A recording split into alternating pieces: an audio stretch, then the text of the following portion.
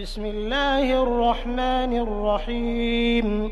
يا أيها الذين آمنوا لا تتخذوا عدوي وعدوكم أولياء تلقون إليهم بالمودة وقد كفروا بما جاءكم من الحق يخرجون الرسول وإياكم أن تؤمنوا بالله ربكم إن كنتم خرجتم جهادا في سبيلي وابتغاء مرضاتي تسرون إليهم بالمودة وأنا أعلم بما أخفيتم وما أعلنتم ومن يفعله منكم فقد ضل سواء السبيل.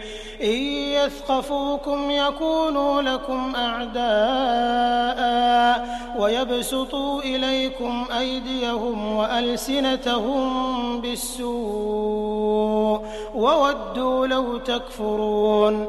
لن تنفعكم أرحامكم ولا أولادكم يوم القيامة يفصل بينكم والله بما تعملون بصير.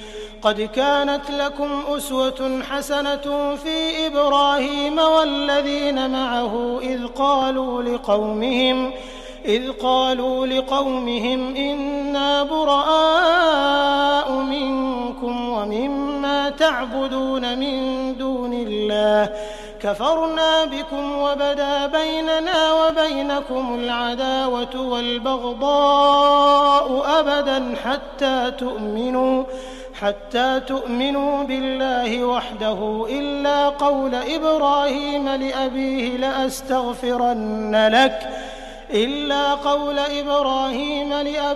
لأستغفرن لك وما أملك لك من الله من شيء. ربنا عليك توكلنا وإليك أنبنا وإليك المصير. ربنا لا تجعلنا فتنة للذين كفروا واغفر لنا ربنا إنك أنت العزيز الحكيم. لقد كان لكم فيهم أسوة حسنة لمن كان يرجو الله واليوم الآخر ومن يتول فإن الله هو الغني الحميد. عسى الله أن يجعل بينكم وبين الذين عاديتم منهم مودة والله قدير والله غفور رحيم. لا ينهاكم الله عن الذين لم يقاتلوكم في الدين ولم يخرجوكم من دياركم أن تبروهم وتقسطوا إليهم إن الله يحب المقسطين. إنما ينهاكم الله عن الذين قاتلوكم في الدين وأخرجوكم من دياركم وظاهروا على إخراجكم أن تولوهم ومن يتولهم فأولئك هم الظالمون. يا أيها الذين آمنوا إذا جاءكم المؤمنات مهاجرات فامتحنوهن الله أعلم بإيمانهن فإن علمتموهن مؤمنات فلا ترجعوهن إلى الكفار لا هن حل لهم ولا هم يحلون لهن وآتوهم ما أنفقوا ولا جناح عليكم أن تنكحوهن إذا آتيتموهن أجورهن ولا تمسكوا بعصم الكوافر واسألوا ما أنفقتم وليسألوا ما أنفقوا ذلكم حكم الله يحكم بينكم والله عليم حكيم. وإن فاتكم شيء من أزواجكم إلى الكفار فعاقبتم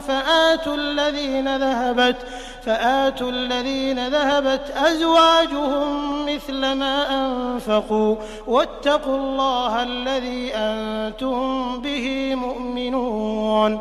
يا أيها النبي إذا جاءك المؤمنات يبايعنك على ألا يشركن بالله شيئا ولا يسرقن ولا يزنين ولا يقتلن أولادهن ولا يأتين ببهتان يفترينه بين أيديهن وأرجلهن ولا يعصينك في معروف